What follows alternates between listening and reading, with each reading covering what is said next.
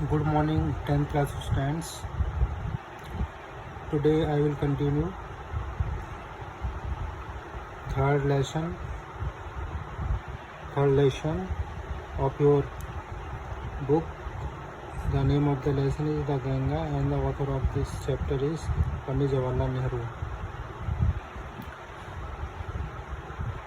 Now let's continue.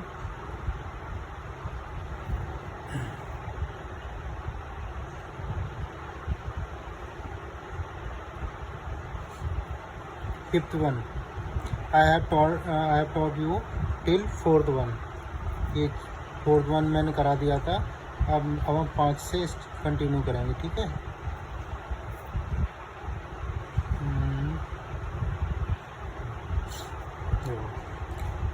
And though I have discarded much of past traditions. Though means यद्यपि, discarded means त्याग दिया, give up. Past traditions पुरानी परंपराएं and custom प्रथाएं and anxious that India should rid herself of all shackles that bind and constrain her and divide her people and suppress vast number of them and prevent the free development of the body and the spirit. Anxious means होता है चिंता करना, और so rid herself, rid means छुटकारा पाना. shackles means होता है बंधन या जंजीरें. that bind है constant, सीमित करना. and divide है people, divide means to separate into parts, विभाजित करना. and suppress means दबाव डालना.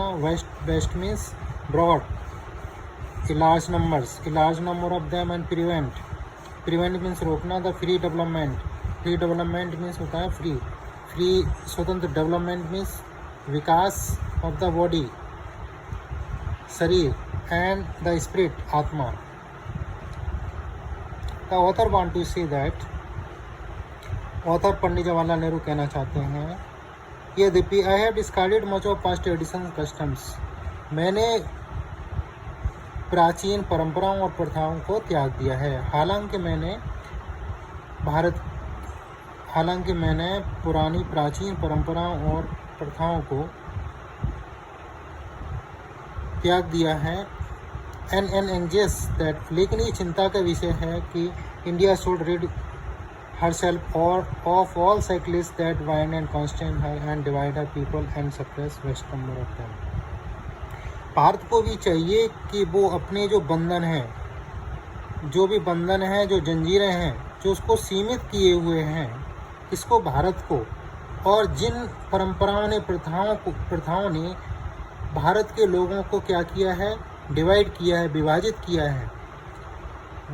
तो वही कहना चाह रहे हैं, भारत को भी ऐसी परंपराओं से, ऐसे बंधनों से, ऐसी प्रथाओं से मुक्त हो जाना चाहिए. And suppress vast number of them and prevent the free development of the body. और क्या है कि क्या करती हैं वो, बहुत ही विशाल संख्याओं के, एक जनसंख्या का एक विशाल समूह है, उसको क्या करती हैं, सप्रेस करती हैं. सप्रेस मीन्स होता है दबाना, उनका विकास नहीं होने देती हैं.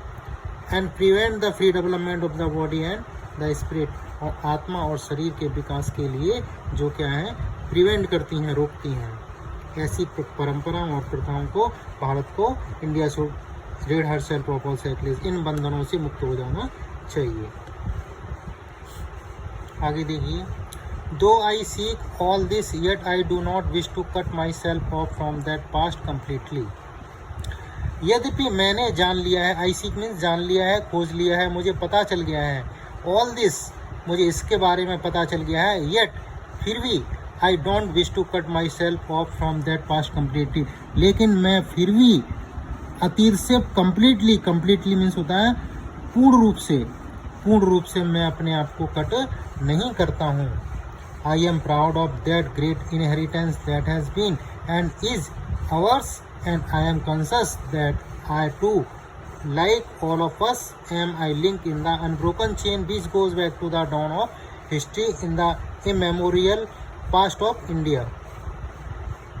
यद्यपि मैंने जान लिया है इसके बारे में, लेकिन मैंने पूरी तरीके से इसको कट नहीं करता हूँ मैं। I am proud of that, मुझे भारत की ग्रेट इनहेरिटेंस, ग्रेट मीन्स महान, इनहेरिटेंस विरासत, मुझे किस पर गर्व है? भारत की महान विरासत पर गर्व है। दैट हैज़ बीन, जो रही है, एंड इज़, और है, अवर्स, हमारी है, and I am conscious that, और मुझे इस बात का पता है, मैं इस बात से विज्ञ हूँ, या मुझे इस बात की जानकारी है कि दैट की आई टू, मैं भी लाइक ऑल ऑफ अस, मैं भी उन्हीं में से एक हूँ, am a link in the unbroken chain, उस अटूट कड़ी में भी मैं एक लिंक है, मैं उसको जोड़े हुए हूँ। Which goes back to the dawn of history, जो कहाँ तक जाती है? वहाँ जहाँ से इतिहास की शुरुआत होती है। कहाँ, किस इतिहास की? In the memorial past of India, Bharat के प्राचीन इतिहास की जहाँ से शुरुआत होती है वहाँ तक ये अनब्रोकन चेन है वो जाती हैं। That chain I would not break, लेकिन मैं इस कड़ी को तोड़ूंगा नहीं। फॉर आई ट्रेजर, क्योंकि मैंने इसको संजो के रखा हुआ है। And seek inspiration from it, और मैंने इससे ग्रहण किया है, लिया है, कुछ पाया है मैंने। And as witness of this desire of mine, और साक्षी हैं। And as the witness of this desire of mine, and as my last homage to India's cultural inheritance, मेरी जो इच्छा है वो इस बात की साक्षी है।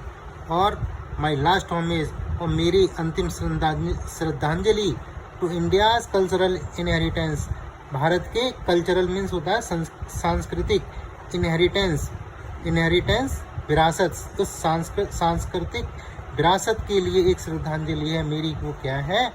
I am making this request, मैं एक विनती कर रहा हूँ, that a handful of my ashes, कि मेरी क्रीमेशन के बाद में जो राख बचती है उसकी एक मुट्ठी भर be thrown into the Ganga at Allahabad to be carried to the great ocean that washes India shores, वो कहाँ डाल दी जाए? उसको गंगा नदी में, इलाहाबाद में जो गंगा नदी है वहाँ डाल दी है। To be carried to the great ocean, जो कहाँ ले जाएगी? उस महान सागर में, गंगा नदी बहाकर ले जाएगी किसमें? उस महान महासागर में। दैट वॉसेस इंडिया सोर्स, जो भारत के तटों को धोती है, अर्थात गंगा नदी बंगाल की खाड़ी में गिरती है, तो बंगाल की खाड़ी की बात हो रही है यहाँ पे, ठीक है? ग्रेट ओशंस, यहाँ पे ग्रेट ओशंस है। आगे देखिए,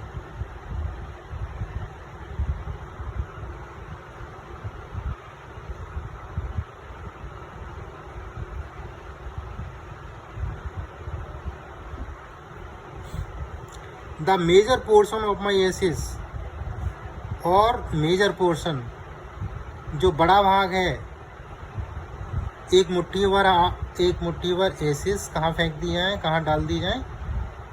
गंगा नदी में, इलाहाबाद में। बाकी जो remaining part of the ashes है, जो बचा हुआ भाग है एसेस का, कहाँ डाल दिया जाना चाहिए? Should however be disposed of otherwise, उसको अन्य किसी तरीके से, देखो अदरवाइज का एक मतलब अन्यथा भी होता है, वो नेगेटिव सेंस में होता है, इधर उधर, लेकिन ऐसा नहीं इधर उधर। अदरवाइज का मतलब होता है यहाँ पे है किसी दूसरे तरीके से उसको डिस्पोज्ड ऑफ कर दिया जाए। कैसे कर दिया जाए वो बता रहे हैं। I want this to be carried high up into the air, मैं चाहता हूँ कि उस एसिस को कहाँ ले जाया जाए? ऊपर ले जाया जाए, एरोप्लेन में, हवा में। और स्कैटर्ड मीन्स होता है फैला दी जाए, उसको कहाँ फैला दी जाए? फ्रॉम दैट हाइट, उस ऊंचाई से एरोप्लेन में ऊपर ले जाई जाए और उस ऊंचाई से उसको बिखेर दिया जाए। Over the fields where peasants of India toil, कहाँ पर?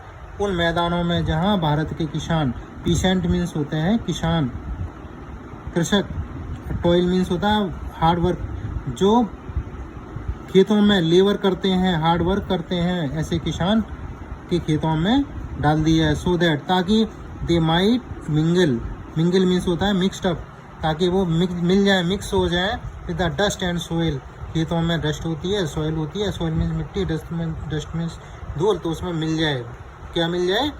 एसिस, वो मिल जाए ऑफ इंडिया।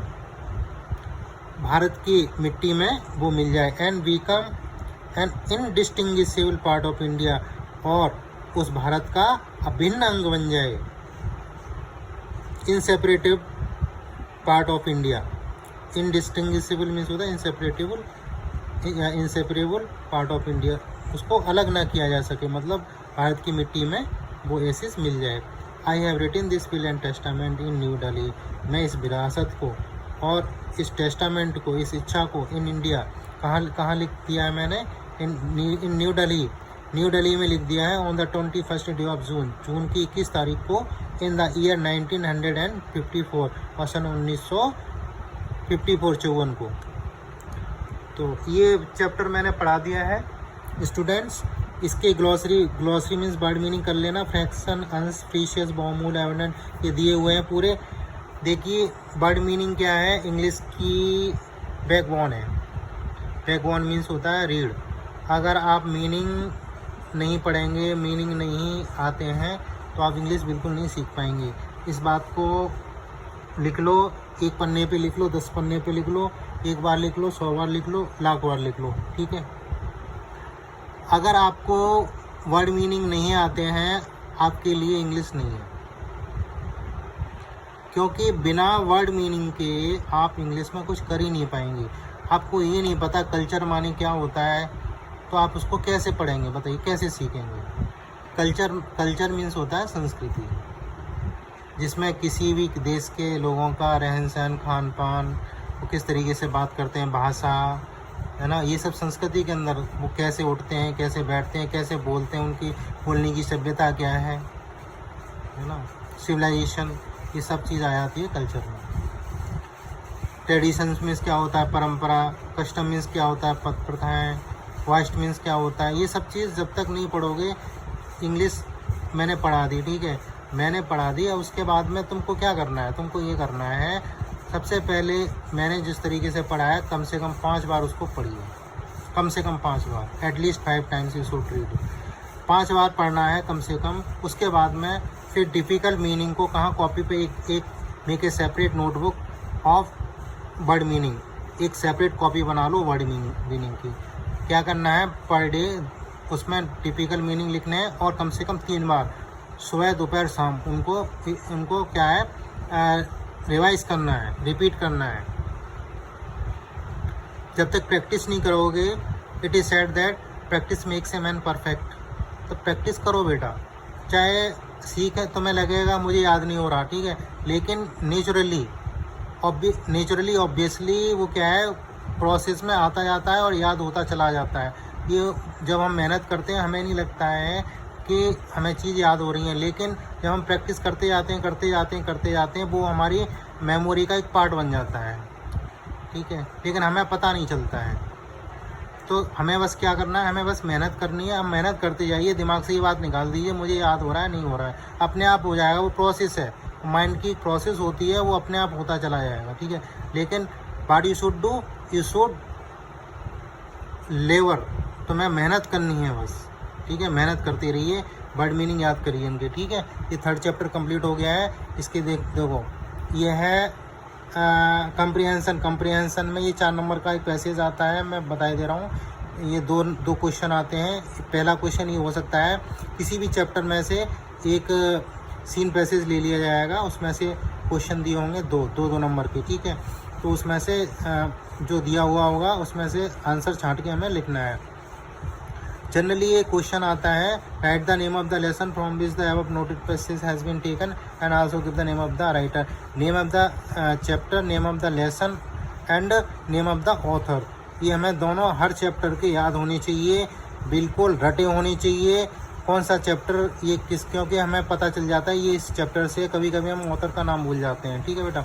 तो ये ज़्यादा चैप्टर नहीं है, इस बार तुम्हारे 2 चैप्टर कम कर दिए हैं, 2 या 3।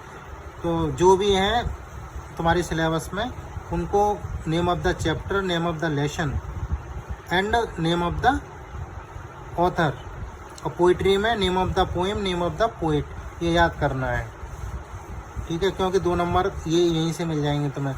बाकी का 2 नंबर का जो क्वेश्चन है, उसको जो पैराग्राफ दिया गया है उसमें से छांट करके उस आंसर को सेलेक्ट करके और अपनी लैंग्वेज में उसको लिखना है, ठीक है। तो पहले जो मैंने चैप्टर पढ़ा दिया उसको करिए, फिर उसके बाद में ये क्वेश्चंस हैं। क्वेश्चंस जैसे दूसरा क्वेश्चन है, what is the author of O two is comrades and colleagues. इसमें पूछ रहा है कि लेखक है वो कॉमरेड्स एंद कलीग्स, उसके साथी हैं, संगी साथी हैं, कॉमरेड्स हैं, जवान हैं, उन किस प्रकार से रेडी है उनका। What is the desire of the writer after his death. Question third question है कि लेखक की, राइटर मीन्स लेखक की उसकी इच्छा क्या है जब वो उसकी मृत्यु हो जाए, तो उसके बाद में उसकी डिजायर क्या है। डिजायर मीन्स इच्छा, तो क्या है उनकी इच्छा ये है, a handful of ashes should be thrown into Ganga at Allahabad. ठीक है। चौथा देखिए, where should his ashes be sent, उनकी एसेज हैं कहाँ भेज दी जाएँ। ये पैराग्राफ पढ़िए ये वाला, उसमें से छांट के लिखना है। ठीक है। Point out those words used in the passage which have the following meaning, जिनका काउंटलेस है, अनगिनत। पुट टू फायर, आग पे रखना या आग में रख देना। वन इंटू फायर, या आग लगा देना। ठीक है। इसका क्या मतलब है, ये इसमें से छांट के लिखिए, है ना। First of all try to understand what question is saying. सबसे पहले हमें क्या करना है कि ये हमें समझना है कि क्वेश्चन क्या कह रहा है। कम से कम at least three time read the question and understand very well, और उसको अच्छी तरीके से समझ जाइए। And after that try to give the answer, उसके बाद में आंसर देने की कोशिश करिए। ठीक है। चलिए करिए, उसके बाद में फिर हम वोकेब पे चलेंगे। इसमें वोकेब वगैरह है, तो ये जो है ये देखिए वोकेब, ये वोकेब हम करा देंगे। ये 4 नंबर ये आता है, 4 नंबर का क्वेश्चन आता है। ये अगर ये कर लेंगे इसके पीछे के, तो 4 नंबर तुम्हारे जो है सॉलिड हो जाएंगे, एकदम से कॉन्क्रीट 200 नंबर हो जाएंगे। तो जो जैसा मैं कहता जा रहा हूँ वैसा कर लीजिए। ठीक है।